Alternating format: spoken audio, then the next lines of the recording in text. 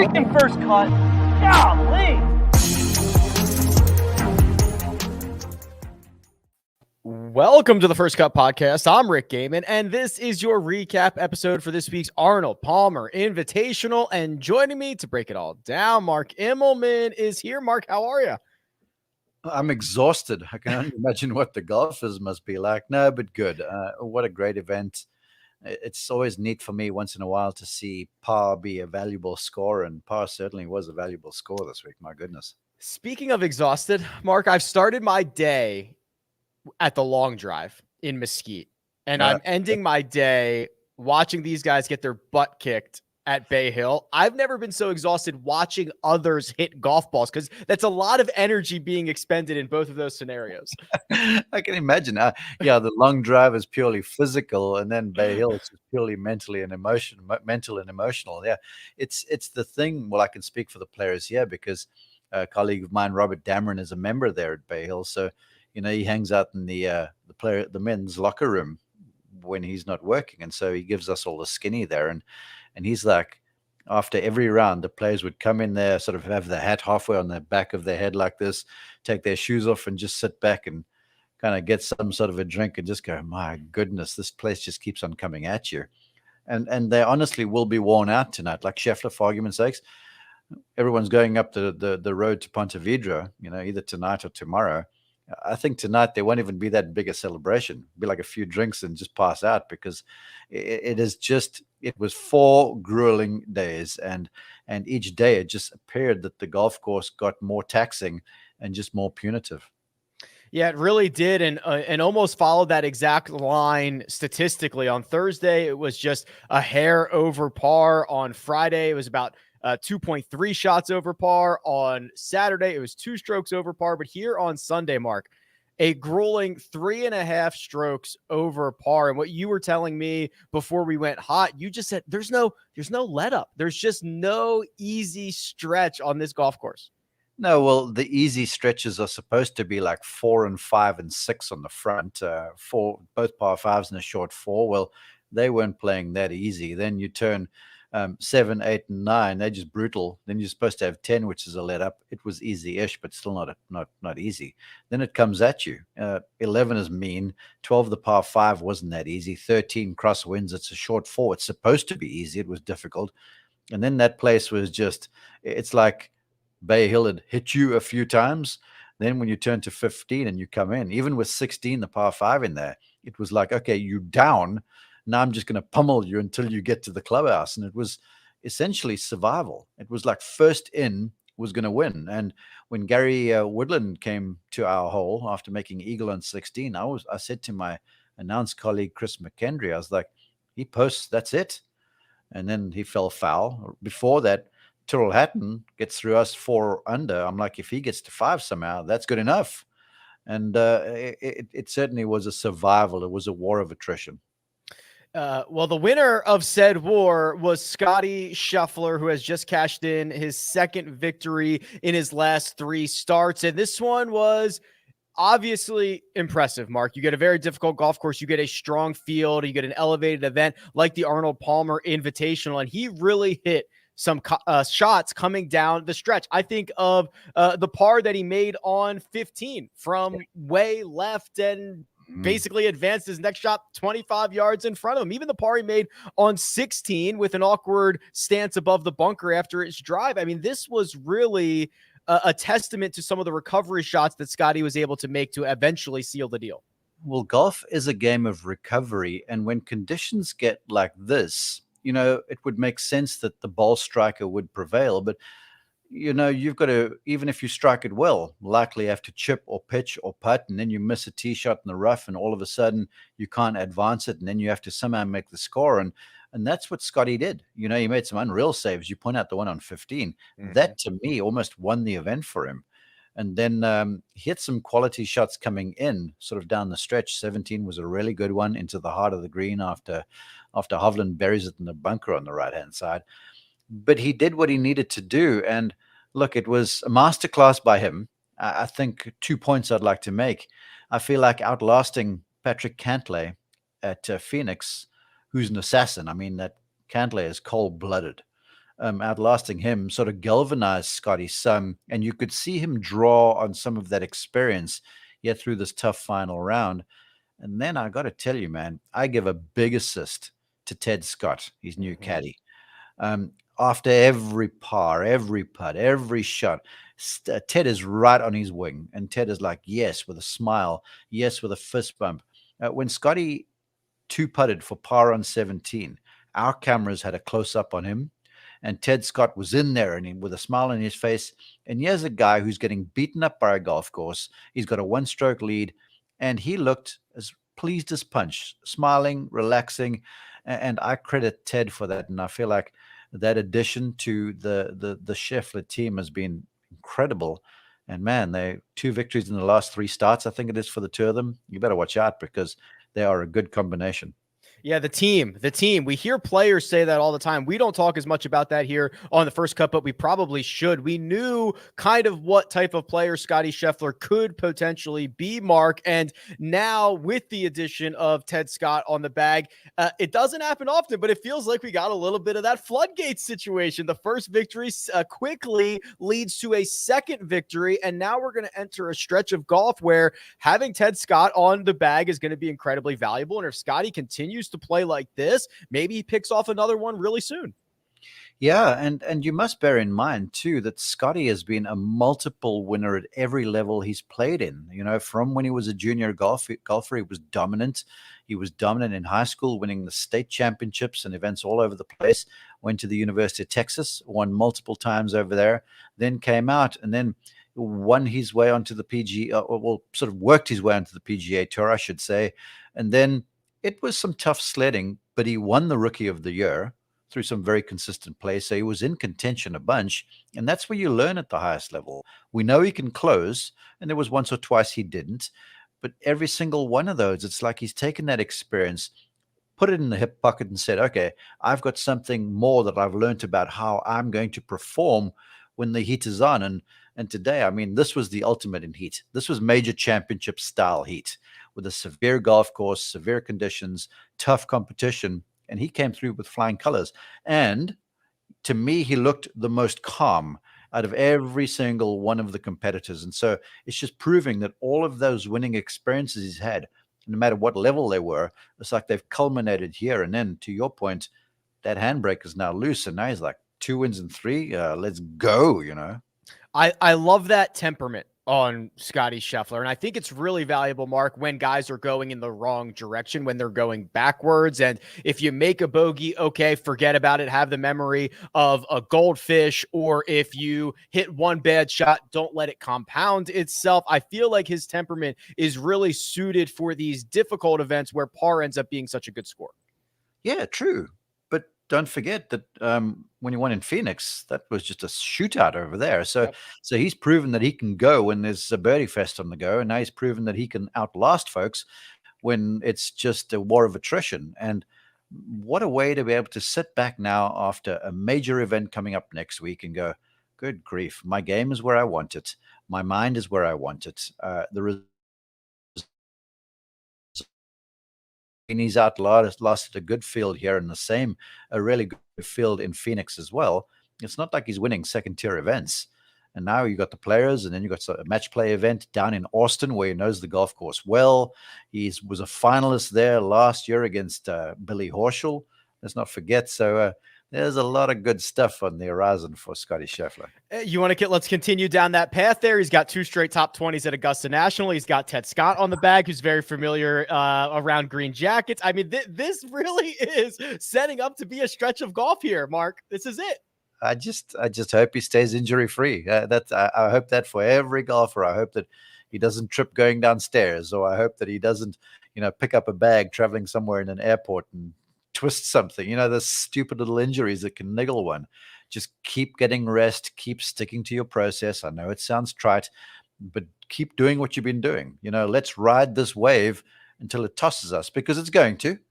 Right now, though, it's plain sailing, and it's time to make hay. He's flying up the leaderboards. So now number 1 in the FedEx Cup standings, number 5 in the official world golf rankings. And we always, we've had Scottie in the top 20 of the OWGR for a while, but now he's kind of ascending to a different level. I'm sure it is kind of a change in confidence for him, but we're starting to see what the ceiling for him really could end up being. And I'll be honest with you, I knew he was good, but I didn't see like top 5 in the world. I thought, okay, he can be a top 20 player, maybe a top 10 player, but now all of a sudden on the heels of this run, he's a top 5 guy. And the beauty about the way these rankings are stacking for him is that he's got points dropping off and all the stuff he's gaining. This is going to stick around for 2 years. So he can start to now, because that rolling scale, start to really build on this sort of stuff. And then when you start to have the rankings change in the middle of the year, when they mix some of the strokes gain stuff in there to sort of, I don't know, balance the thing and use that element too, who knows what might transpire. But right now, he's gaining points and points are sticking and he's got stuff dropping off from a few years ago. Yeah, he might even climb up further. I see a top 3 here in the very near future. Yeah, his next 7 events that are going to drop off, there's only 1 top 15 finish in there, 3 missed cuts. So he's going to be getting rid of bad results and replacing them likely with very good results. So he's going to be hanging there. And that's the crazy thing. Now look, there's big points next week because the field is so strong. And then he'll probably take a week off for Valspar, and then it's the match play where he's done well. And then it's the Texas Open where he's done well, and then it's Augusta. So I'm keen to see the scheduling windows because he will need a break after all of this stuff. But you're right. There's big points out in front. He's playing well. And he's got those missed cuts dropping off. I mean, good gravy. He could almost take a week off and climb the world rankings. He certainly might be able to do just that. Scottie Scheffler's second career victory now on the resume. As I mentioned, he is number 1 in the FedEx Cup standings, and he will wake up tomorrow morning as the number 5 ranked player in the world. We've got to talk about how the rest of this leaderboard shook itself out, because there was a half a dozen guys who could have won this golf tournament with just a few holes to go. But first, we're going to take a quick break and hear a word from our partners. And we're back. This chase pack, Mark, it flipped itself on its head. The final group was Taylor Gooch and Billy Horschel. Gooch went out, shot a 77. That's 5 over par. He finished T7. Billy Horschel got off to a horrible start. He went out in 40. Mark, that's 4 over, grinds it back, makes birdie on 12, makes birdie on 15, at least gives himself a chance on 18, where if he rolls in a putt from 29 feet, he would have gotten himself into a playoff with Scottie Scheffler. So nice to see Billy climb back into this thing after a slow start. Yeah, well, look, no one was immune to the rough starts. I mean, certainly of the afternoon wave, I was looking through numbers and I saw that Will Zalatoris went out in 44, which was 8 over par with a number of double bogeys. So the front 9 was just playing downright hard. And last night we said, you got to get through the first few holes here to keep yourself relevant. And sadly for our final group, they essentially, Billy hung in there, but Taylor played his way out of the thing. And it was the guys who sort of survived that had a chance over the back 9 and had a chance to close the thing out. Certainly Tyrrell Hatton, Gary Woodland was the same deal. Horschel came back. And Hideki Matsuyama, I mean, he played his way into top 20, coming from like 50th, shooting just 2 under par this morning. So it was nuts. It was nuts. And the golf course was relentless. And if you didn't have your best stuff, it was going to get you. Yeah, that's certainly for sure. Let's add another voice to the mix here. Let me bring him in. Kyle Porter, KP, welcome. Hey, what up? How we doing? Good, man. How are you? I'm exhausted. How are you? I've got some takes. Of course you do. Where do you want to start? We've done Scottie, but if you want to circle back, obviously we're happy to do so. We just got to the chase pack, so it's really wherever you want to go. Well, I'll catch up with Scottie real quick, and then we can move on. I think the only thing I would say about him is, and I said this about Neiman after he won Riviera, I think it's great that Scottie's won 2 of the 4 best events that we've had so far, at least strength of field wise, because this is the clip that he plays at. Statistically, he plays at a top 20 level, and he has for 2 years. And now after the last month, he's got, 2 wins that are kind of commensurate with playing at that level. We talk about this all the time. Like, do your statistics match up to your wins? And for Scheffler, they didn't coming into the year, which we talked about a ton. And now they do, because Phoenix and Bay Hill with these fields is big boy stuff. So I'm excited for him. I think it's great. Yeah, he was rocking and rolling. I'll bounce this right back to you for the chase pack here, because our two guys in the final group, they dropped off. The biggest threat to a non-Scottie Scheffler victory for the majority of the day, KP, was Viktor Hovland, and we saw kind of a full gamut of stuff from Viktor over the course of Sunday. He made birdies on the back nine on 11 and 16. He made bogeys on 13, 15, and 17. How would you assess his Sunday performance? Well, it felt like I thought Hovland was going to win for most of the last few days. And I don't know if this is how it felt to you guys. It felt like he kind of gave it away. I don't know if that's the right term, but it felt like he should have won. And Paul Azinger kept saying, well, he's 3 of 13 in bunker saves. And it's like, well, yeah, it's not good, but also like, don't be in 13 bunkers, right? Like, I think sometimes, and this has been a criticism of Hovland, like the main criticism of him is short game's not that great, which it's gotten better. It's maybe not elite, but I think it's pretty decent now. I think maybe a more underrated criticism of him is that he sometimes just takes on the hero shot when he doesn't necessarily need to. Now, Bay Hill's a little tough because those greens were so insane that you couldn't tell. It was hard to tell like what was a hero shot and what just got a bad bounce. And we'll talk about Rory's quotes here in a minute. But I think both of those things led to him not winning. And this is the one where it's like, hey, let's see Hovland. Like, he's won a ton and he wins a lot, and I think that's great. But for him, like, I'd love to see him I'd love to see him win a big boy tournament, and this was his opportunity, and he didn't close it out. He had it right there and he didn't close it. He admitted to us, Rick, I think we had him feature groups Thursday or Friday, and he shot a decent score. Remember, he was leading or after the morning on Friday when he shot that 66, sort of before the bad weather and the windiness rolled in.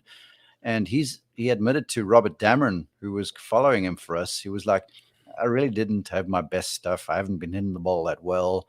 What I did well was recover. If I hit the ball badly, I sort of salvaged the par. And if I hit it well, I was able to capitalize.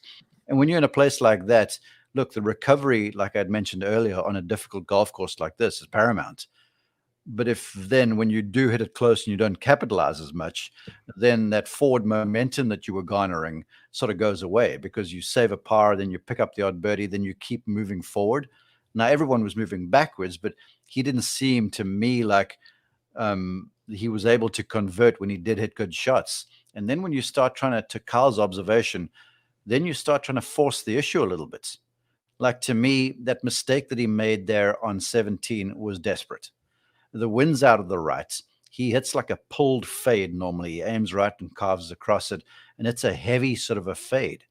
And anything left of that right hole location there, even if you're attacking, is fine.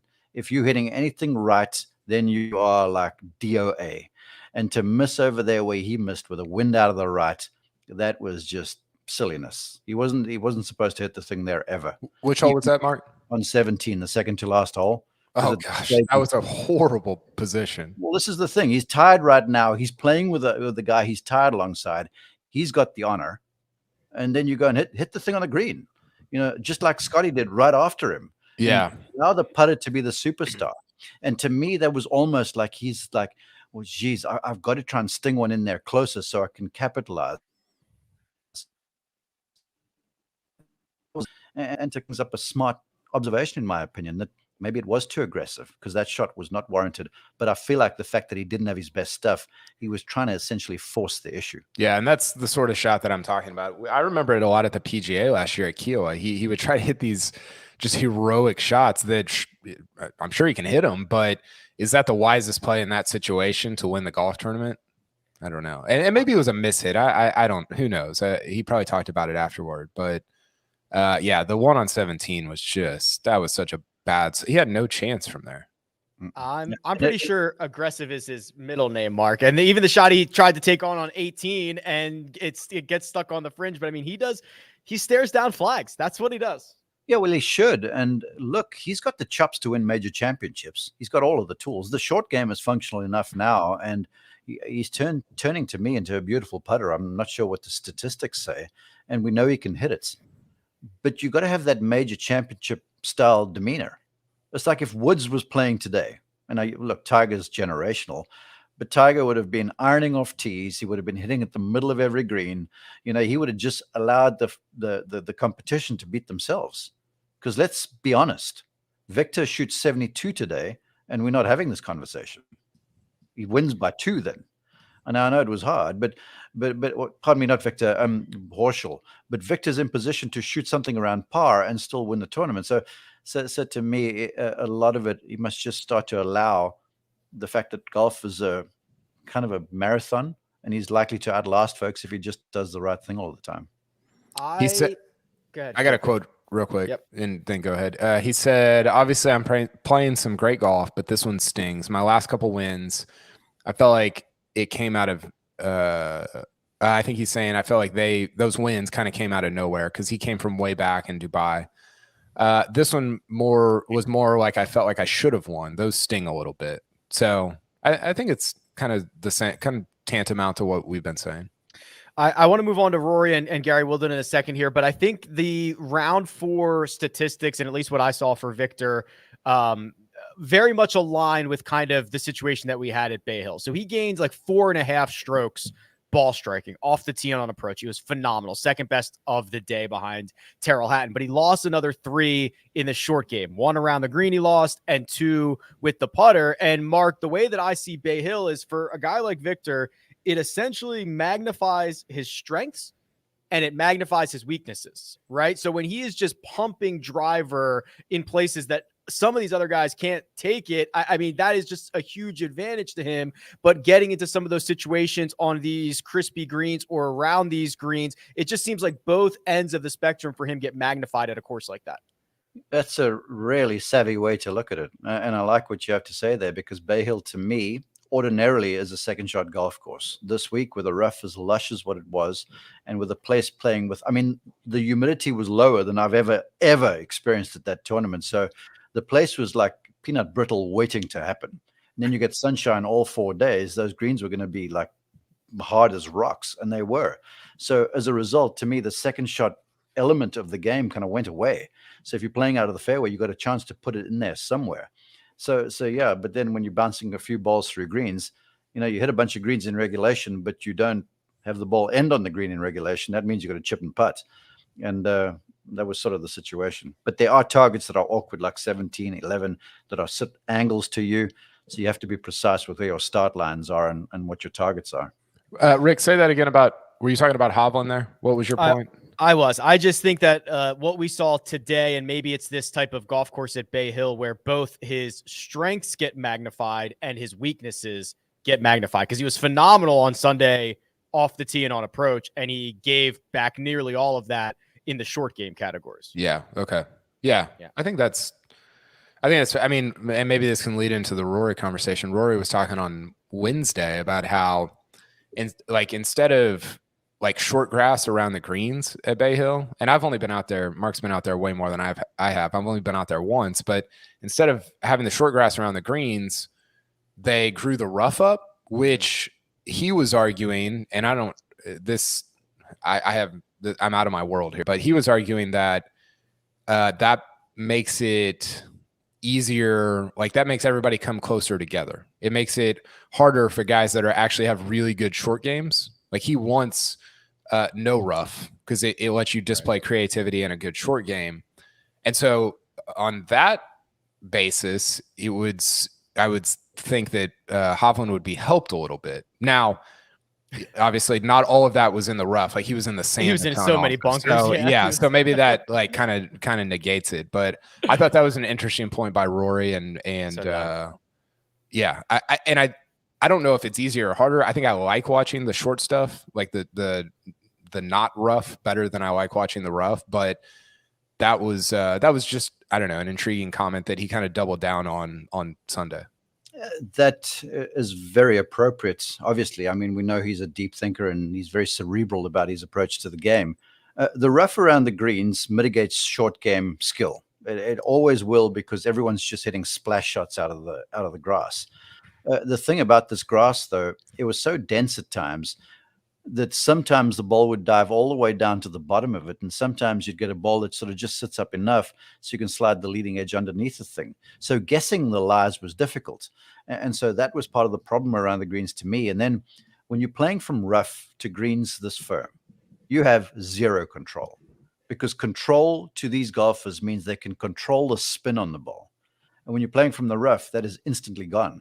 And that's why, like, you saw the number of bunker shots you were hitting up, because there was a number of times, I guarantee you, that when you sort of forced to a decision where you got to pick, okay, on the green, not going to land there, or in the bunker or the rough, you'll hear the caddy going, in the bunker over there behind the flag is okay because you got room to work with. So that's like the US Open in many instances, guys were not necessarily hitting there, but setting up a shot that if they miss and the ball doesn't stay on the green, it ends in the sand, which makes life a little bit easier. So there was some of that brought to bear as well.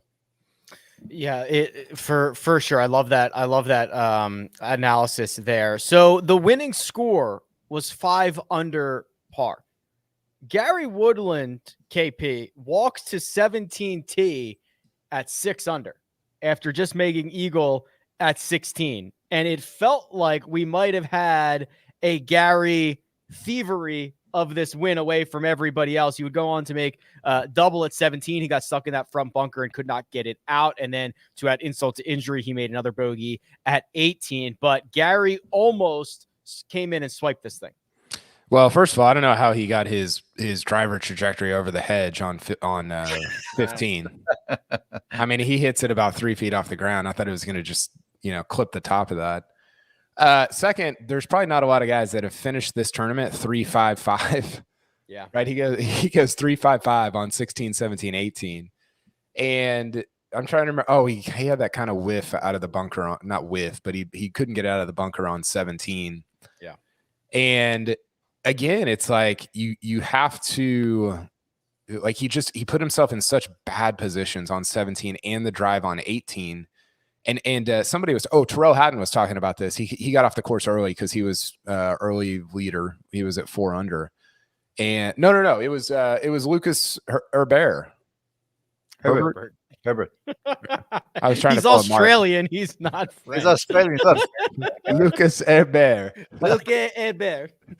Yeah, what a 68 that he shot, by the way. He was talking about how you get to 17 and 18, and it's like, oh my gosh, like these pins are a joke. He said the pin on 18, he's like, you can't really tell from the tee, and then you get to your ball in the fairway, and you're like, it's barely on the green. What am I supposed to do here?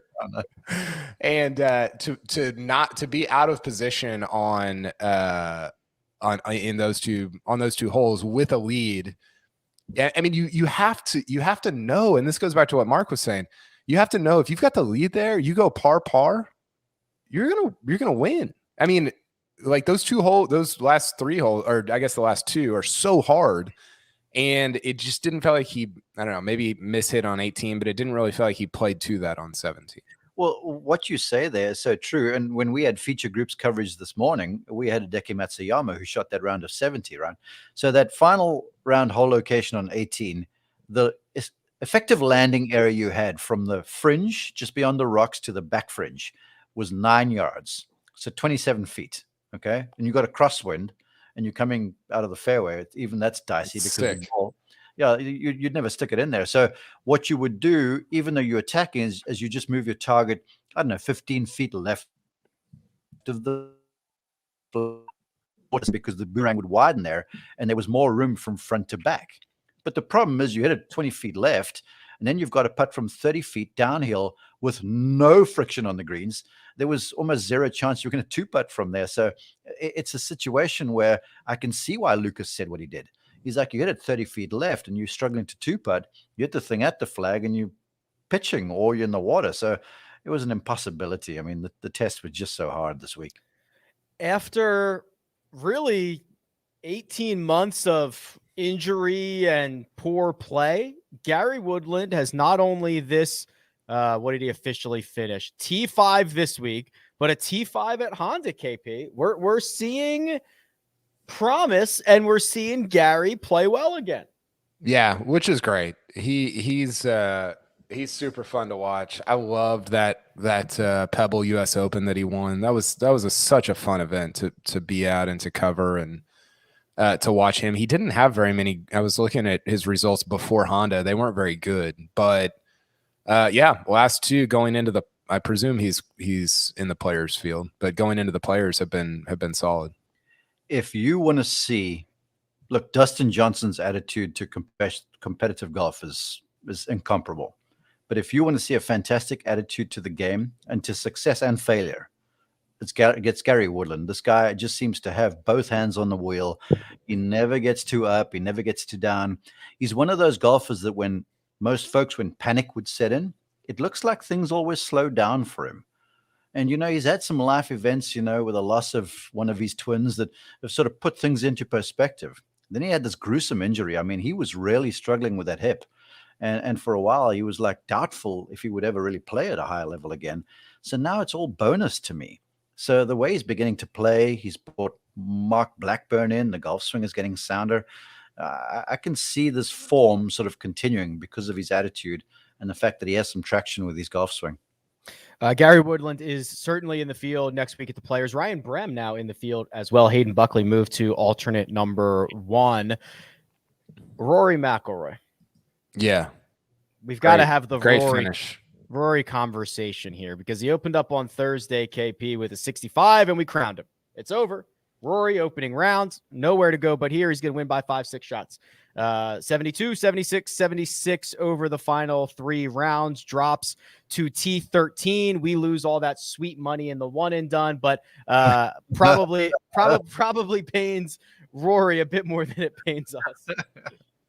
Yeah, and if you look at the overall numbers, it's 2 things. It's one that I was a little scared of. Actually, both of them I was a little scared of. It was regression with the putter, which has been really hot recently. He didn't putt that well. And 2, his approach play, especially after Thursday, was very mediocre. And that's been a concern at least at times for the last several years, like the last 5-6 years.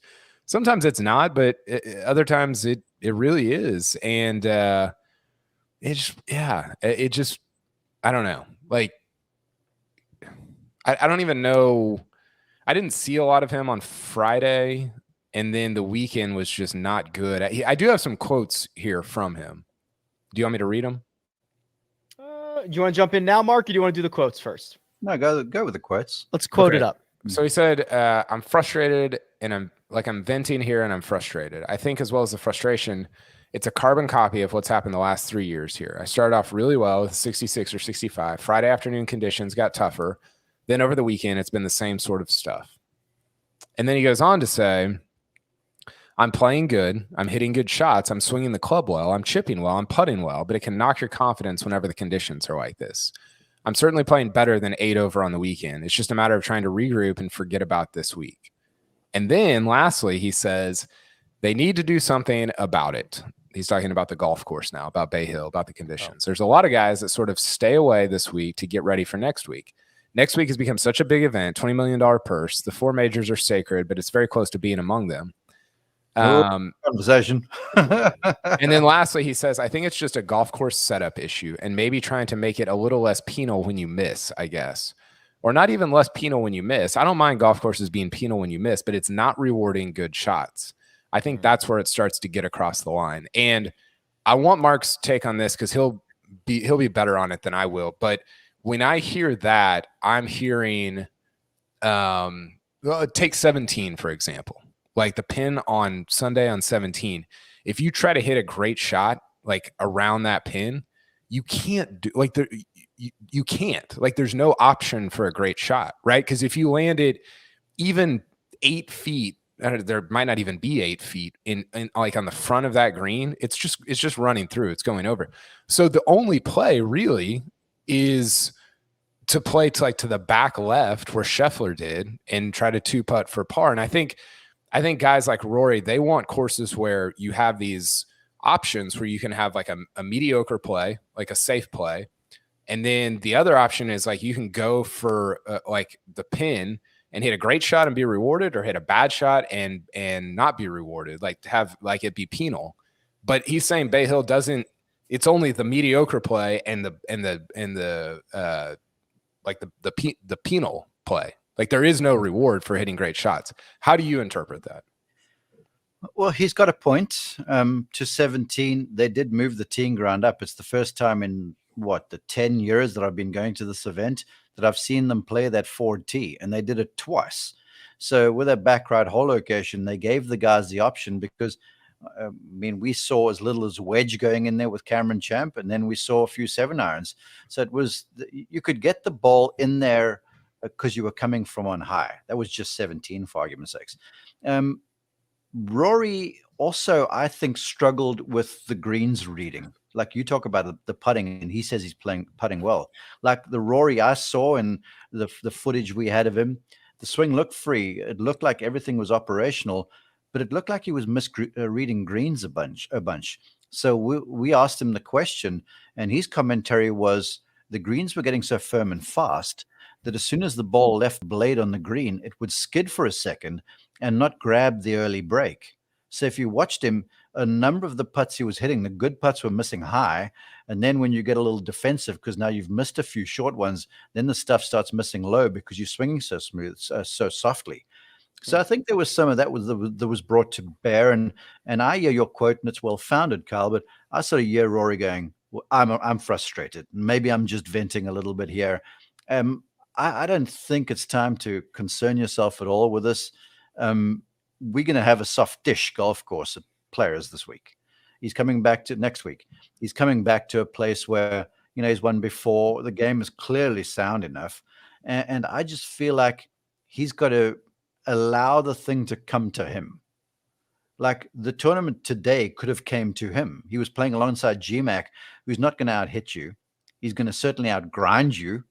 And he was in the mix a little bit until a late mistake there. So if Rory, just because of what he's got, the caliber, the horsepower that he has, if he goes and does his Rory stuff when it's going well, and then the rest of the time, you don't have to hit the hero shot all the time. Hit it 25 feet. Tiger did this in his entire career. Then you manhandle the par fives and you shoot 68. You do that 4 times at 12. So I feel like it's a little frustration talking there. He has a point. But the thing about Bay Hill, everyone, when you get there, you know that it's going to be a tough test. This week, I wouldn't say the tour staff was caught out, but the fact that the humidity was so low and there was no rain whatsoever, there was no amount of evening water on the green that would have softened those. They couldn't soften them. The only way those greens are going to soften is now with a bunch of rain coming into Florida next week, because there was no spritzing early and late in the evening that would save that. So I'm talking a lot, but to say, look, that's some frustration. He has a point. I wouldn't be concerned because he really seemed like he had an issue reading greens to me. Yeah, I think that's a good point. Producer Jacob, will you pull up David Woodhoff's most recent comment? He says, yeah, my boy. He says, I honestly just don't like that take from Rory. We saw a lot of balls inside 10 feet on many holes today. Precise irons when playing from the fairway were rewarded. I think this is a fair take. I think that Rory's iron play is not what it needs to be, is not what it used to be. And I think that is, it's nitpicking with superstars like that because it's still really good, but it's just not at that. And it wouldn't ever be at the Morikawa level, but it's not at that like tier below that, which I think is, if you look back at his major winning years, is what it was. And that's a problem. And I think that's just like, along with some of the, like Mark mentioned, the weeks where he's putting better or worse. But the thing that I look at over and over again is the iron play, is his approach play consistently great? And there are just weeks where it's just not, like this one. I will say this, because look, you're not going to flush the thing inside 15 feet all of the time. Tiger Woods made a career of hitting the ball 25 feet, hole high, 30 feet, 2-putting those, 3-putt avoidance, essentially, and then birdieing par fives, and then sort of wearing fields out that way. Rory's numbers this week, what was he in strokes gained approach? In the 20s or 30s or something like that? It was functional. Yeah, Rory gained 2.75 for the week. Over the final 3 days, he was at it was much closer to 0. He was 0.9 in the positive. He was 24th. And the guys that are in the top 5 are 1st, 9th, 5th. I mean, you said it earlier, Mark. It's a second shot course, and he didn't hit those shots. Well, I wanted to say, to me, when I've called Rory winning, he does 2 things. He manhandles the par 5s, and the par 5 production was down, and that's, you got to hit good approach shots, but the par 5 production is him scoring from inside of 40 yards from the target. And then he never really made mistakes on par 3s very much. He made 3s on 3s and 4s on 5s. And whenever he's played well, you'll see that on the scorecard. When he shot 65, he played the par 5s 5 under in round 1. So yeah, the approach play could get ironed out some. I think the golf swing is good. I think he's on the track there. But he's got to do the par 5s properly. When he produces on the par 5s, then I think everything is solved. Okay, we've got to do our betting recap. We've got to do our one and done. We're going to take a quick peek at the Players' Championship odds. But, Mark, we are going to say goodbye to you here. I know I got to get you out of here. It's good chatting with you, and we'll catch up with you soon. I look forward to it. Take care. All right, that's Mark Immelman. You can find him on Twitter at Mark_Immelman. We're going to do our odds and ends, but we're going to take a quick break and hear a word from our partners. And we're back. KP, before we jump into this betting recap, Jon Rahm lost 4 strokes with the putter again. This is now 3 straight events. You can see the frustration mounting. He was one of the top players in tee to green for the week. Level of concern for old Rambo with the flat stick. Yeah, he was he was even better. Like ball striking, he was, I think, first by far because he was second in approach shots. Correct. Yeah, and 5th off the tee. And he was still 3rd tee to green, even though he was almost last around the green. Yep. So I haven't looked at his, let me pull it up here. Okay. His 2022 numbers putting and around the green. It's not great. He's had a couple of good putting weeks. Tournament of Champions was a good short game week. Other than that, it's been either zeros or negatives. So is it a concern in the long term? I don't know. Is it a issue in the short term? Could be. I don't know that I would take him at the Players next week based on like his recent data. I don't know. We've seen some bad putters do well at the Players. JT, Sergio, Westwood, Connors. I don't know. Yeah, Just off the top of my head. Rahm's not a bad putter. He's just putting. I know. That's right. That's what I'm saying. That's why. So I think the 2 paths for Rahm at the Players are he just gets back to his normal putting and he blows everybody out of the water because he's killing it in short game or in tee to green and ball striking. Or if he doesn't putt all that well, he can still kind of like this bad stretch for him is a T17, a T21, a T10, a T3, and a T14. That's a bad stretch. I know his ball striking is a joke. Like it's a joke. It's so good. And does it concern you when guys change putters? Like he changed his putter a couple weeks ago. It concerns me when they change putters and their stats follow. There are a lot of times where guys change putters and you'll never know because you didn't hear about it because he wasn't the number 1 player in the world or his stats didn't change in one specific direction. It does concern me when why did he change? Was it not good enough? I know they're always trying to get better, but what was the reason? He got asked about this, and I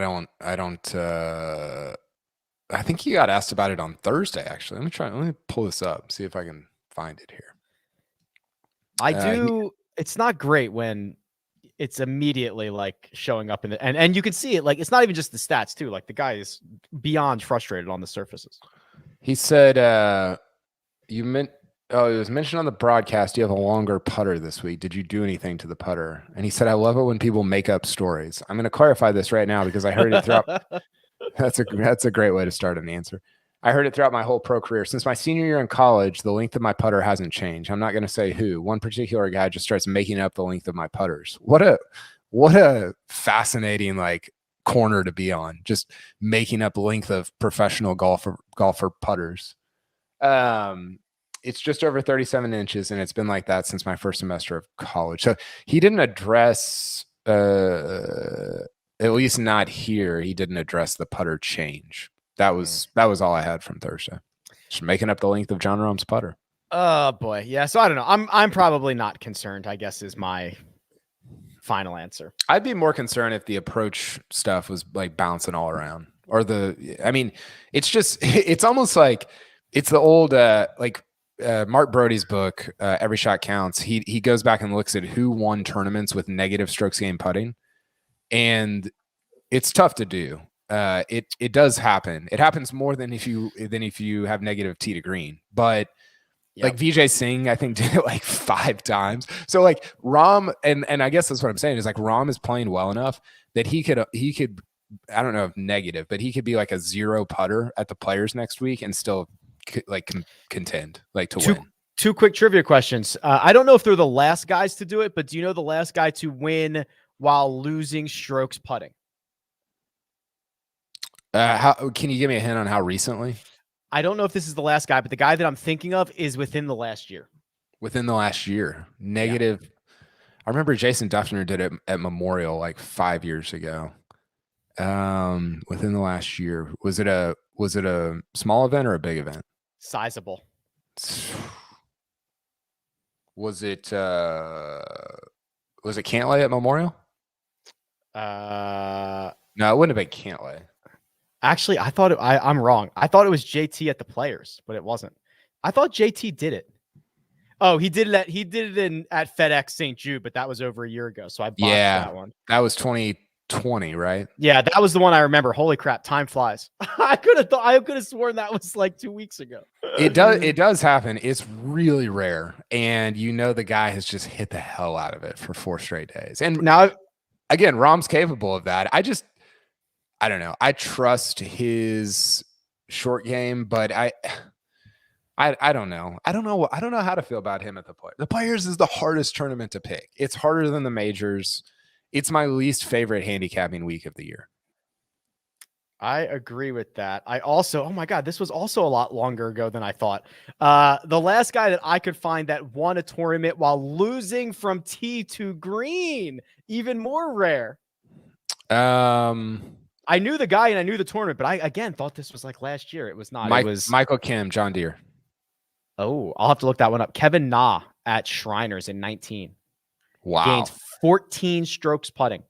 I think Michael Kim gained 15 at the John Deere. Look that up. While he's doing that, producer Jacob, would you pull up Woody's most recent comment? So Woody says, thanks for watching, Woody, by the way, but 20-1 for Viktor at the Players next week. I'm all the way in. Viktor in 2020, at the which this is crazy to go back 2 years ago and think about the Rudy Gobert stuff, and that whole week was like just insane, like on a personal level, on a professional level, whatever.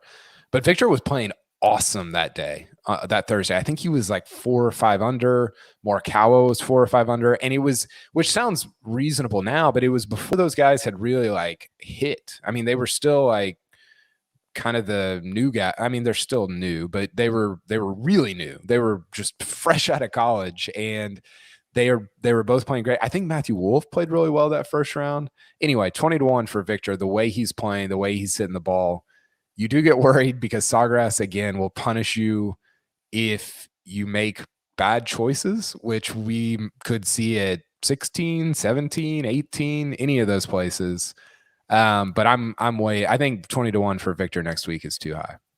Yeah, baby. Michael Kim, 2018 John Deere Classic, gained 13.5 strokes putting, but he also gained 1.2 off the tee. He also gained 5 on approach. He just ran away with that thing. I don't think he's made a cut since then. Not many. Not many of them. I can count them on one hand. Our bets, I can count our winning wagers on one finger. It was yours, Kyle. Chris Kirk does it again in Florida. You continue to silence the haters, and you get a top 20 wager through at plus 240 on Chris Kirk, who quite honestly missed a couple of shorties coming in. Might have made a lot more money if he could have hold a couple of those. I got my I don't have any shades in here. I was gonna put my hater blockers on, but yeah, Kirk played great. Didn't you feel like a lot of guys missed 4-footers all day on Sunday? Yes.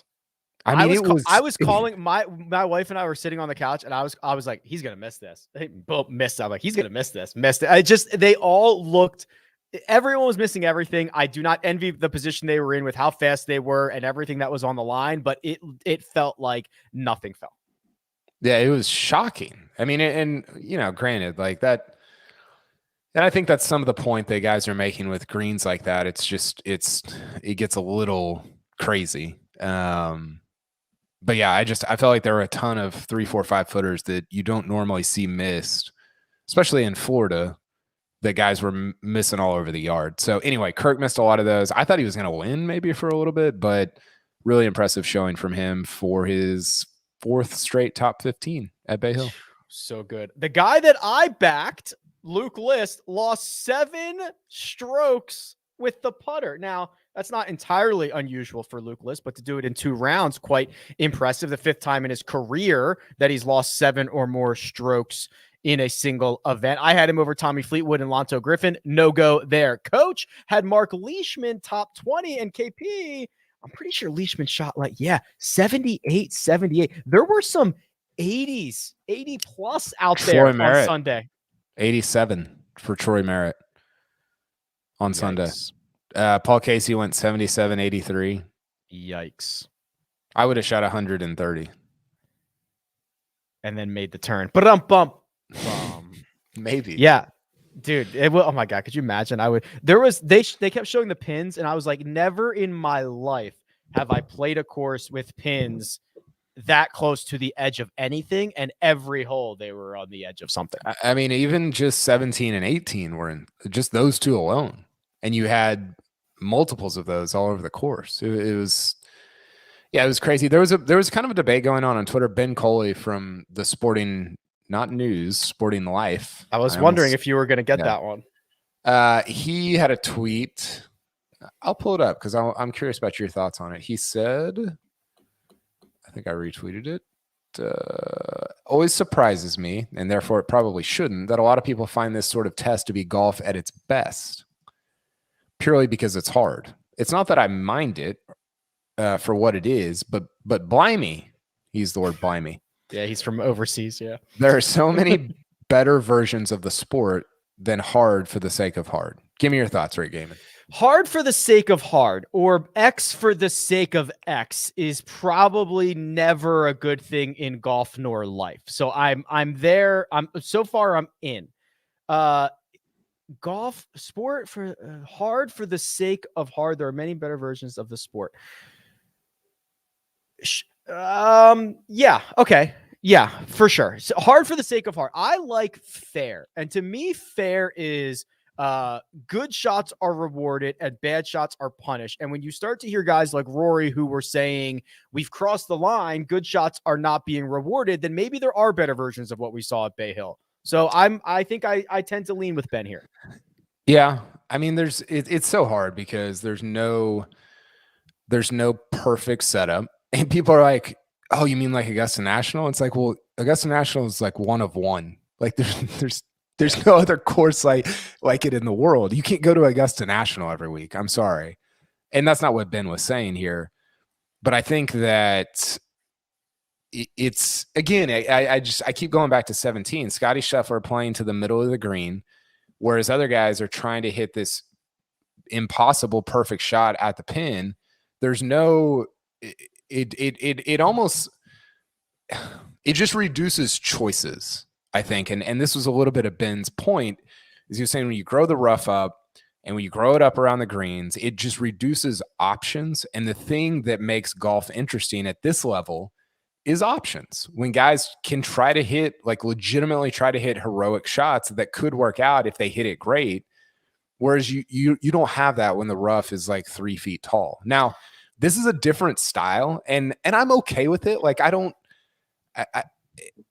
not like bemoaning it. Like this should never happen on the PGA Tour. I think it's okay, and it's fun to kind of see guys struggle. But I definitely agree with him that there are more entertaining versions of professional golf at this level than what we saw on Sunday. How many versions that are better do course superintendents control? Because I'd argue get us out to St. Andrews in 25-mile-an-hour winds and let's just see what happens. But well, I think that's a little bit the thing that's frustrating about Bay Hill is you seem to get a lot of wind, which is that's your deal. That's what makes it hard. But then they add in all this other stuff with the really high rough and maybe some ridiculous pins, and it just, I don't know. Like it's like sometimes this will happen this happened at Erin Hills where it's like they set it up probably easier than a Bay Hill, thinking, okay, we're going to get wind and that's going to make it like the perfect test. Well, if you don't get wind, then it's just easy. Like it just makes it easy. And so I think wind is such a huge factor in all of this. And you can't, it's hard because we're always asking for harder setups and tougher courses. And it's like, well, they gave it to us, but then you get wind and it's like, well, this is kind of ridiculous. Like you can't even like hit good shots. So I don't know. I think we're very much nitpicking courses, but I understand what Ben is saying. My favorite setup in recent memory, Royal Melbourne for the President's Cup. Oh, it was unbelievable. Perfect. For me, that's perfect. I thought Kiowa was perfect too. Kiowa was great. Yeah. Kiowa was tremendous. They got wind, not too much. It was just, and I think somebody said that Padraig Harrington, I think, was like, this was the best major championship setup that I've ever seen. He also finished T4, so he was excited about the week. Yeah, the guy who finishes 104 doesn't feel the same way. Jacob in the chat throwing out concession as his option. He says that was a fun setup. I remember it being hard. I don't remember how fun, but I don't remember it. I'd have to go back and. Yeah, it seemed a little more hard for the sake of hard. Maybe not as much as Bay Hill, but a little like leaning on that side. Mark had Keith Mitchell as his top American, and obviously with Scottie Scheffler winning, that did not come true. One and done. Oh my God. The one and done update.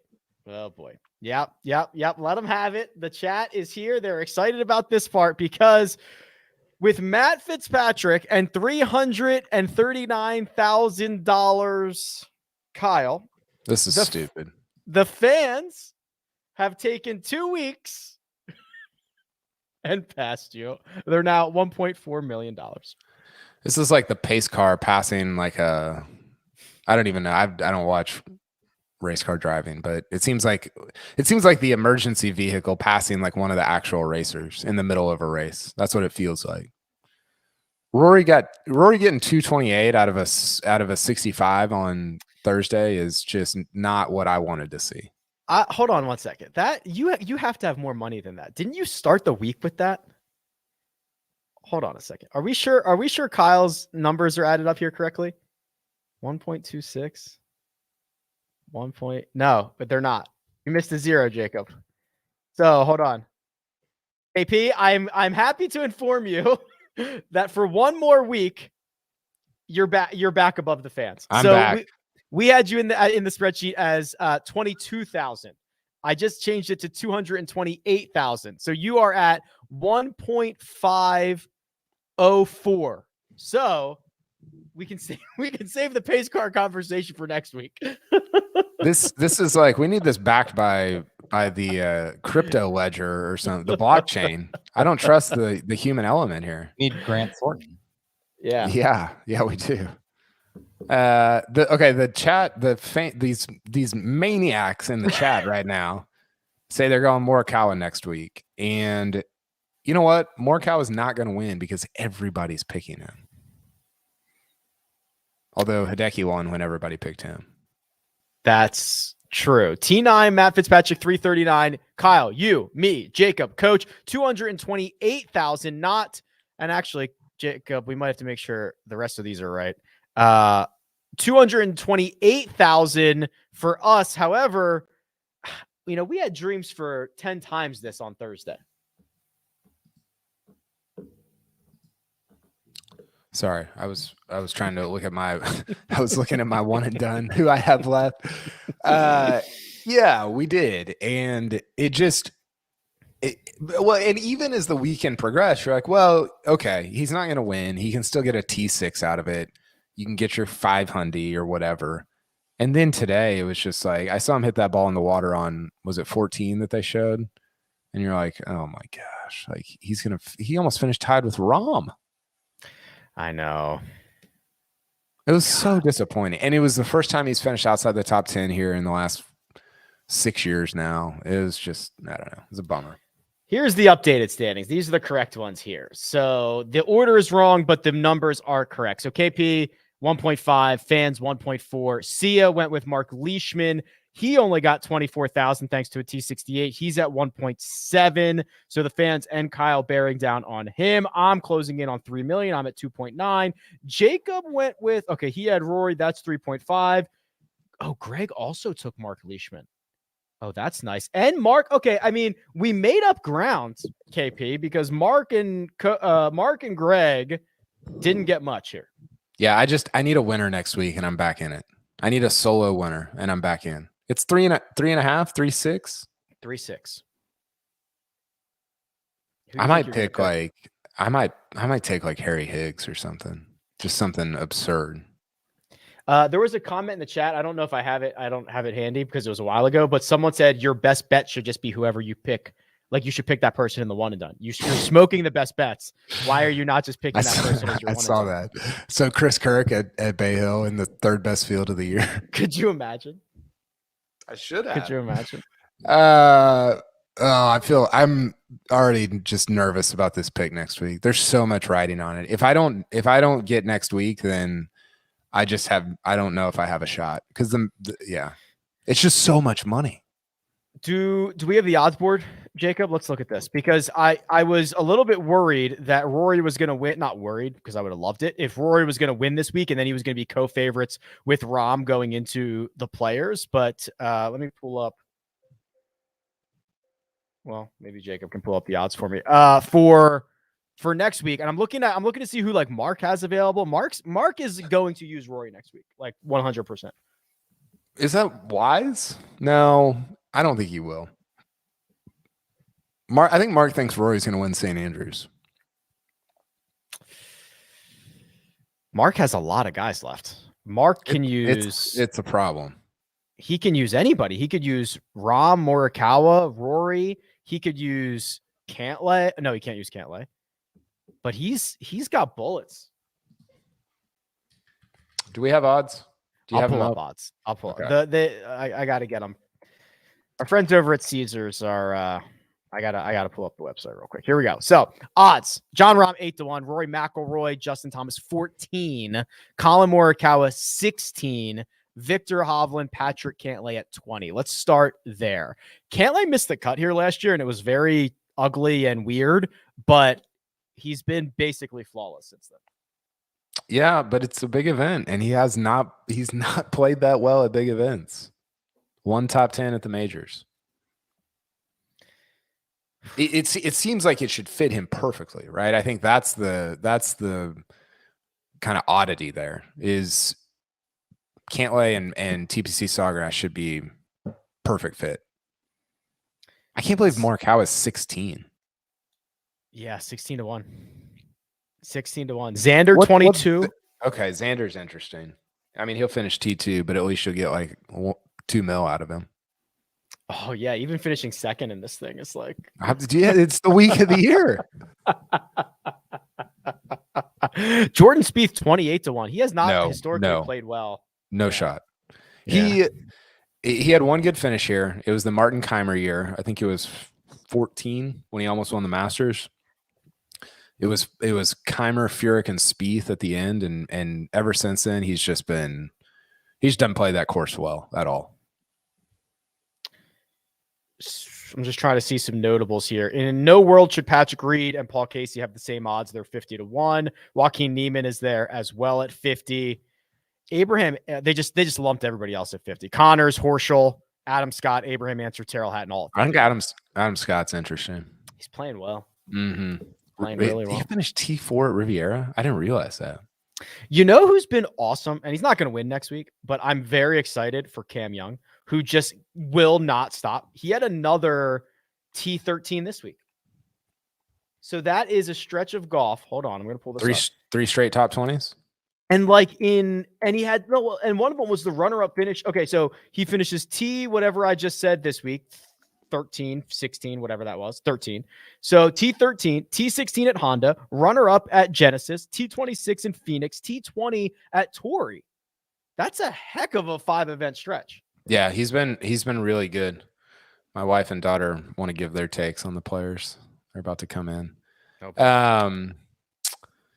Actually, their takes would be probably better than mine, given what. I should let them pick the one and done. Yes, that's what I'm going to do. I'm gonna crowdsource my one and done for the players to my kids. Here's who you can't use of the notables, and there are many. You cannot use Viktor Hovland. You cannot use Colin Morikawa. You cannot use Xander Schauffele. You cannot use Scottie Scheffler. You cannot use Daniel Berger, and you cannot use Rory McIlroy. You have emptied the chamber, and you've got 1.4 to show for it. Well, I love that I picked Scheffler in one of the 4 events that he's played, and he won 2 of the other 3. So that's fun. Yeah, it's tough, actually. I'm there with you, man. I'm gonna outsource my pick this week to my 4 children. I'm gonna let them pick. Honestly, it seems like a good strategy. That's the state of desperation that I'm in. Hey, pull up producer Jacob. Pull up our boy David again. The salmon shirt comment. So David is really trying to get on your good side tonight. No free ads, but new sponsorship, clothing. I don't know if you've heard of them, Rick, but Holderness and Bourne. Holderness and Bourne? Holderness and Bourne. You need to look them up. They're awesome. I've got a guy here in Dallas. Again, no free ads, so we won't talk that much more about them. But their stuff's great. So check it out, everybody. Oh. It's been fantastic. I love it. They have I think Austin Smotherman is one of their guys. They got a couple other. Duffner wears it. It's phenomenal. Their shirts are amazing. Oh yeah. Get me in touch with these guys. I need a deal. All right, KP. Anything else before we get out of here? I will let you guys a discount code, by the way. Sorry, I don't have one on me, but I'll get one. Just give us your credit card numbers. We'll just take it. Well, I was holding my. It's actually not my credit card. It's my health savings account. So if anybody wants to tap into that, there's not much in there. No, it was a fun week. Like I said, great 10-day stretch for the PGA Tour. Bay Hill is, I thought last year was more exciting with all the Bryson stuff, but today was great because of Scheffler. And then go ahead. Yes or no, does Bryson play next week? No. I am also on the no side. I have heard it's not as close as he purports it to be. I heard Augusta. Okay, we're on the same maybe Phil and Bryson just show up at playing a practice round on Monday at Augusta together. You're like, oh, they're back. Okay. All right. Yeah. So this is good 10-week stretch, 10-day stretch. And a good 10-week stretch. I'm officially declaring it Players Week. We're go. Moving on. We're there. I'm in. Can't wait. Starting right now. Big thanks to producer Jacob, does all the hard work behind the scenes. That right there, Kyle Porter. You can find him on Twitter at Kyle Porter CBS, and you can find me at Rick Run Good. This has been The First Cut, and we'll catch you next time.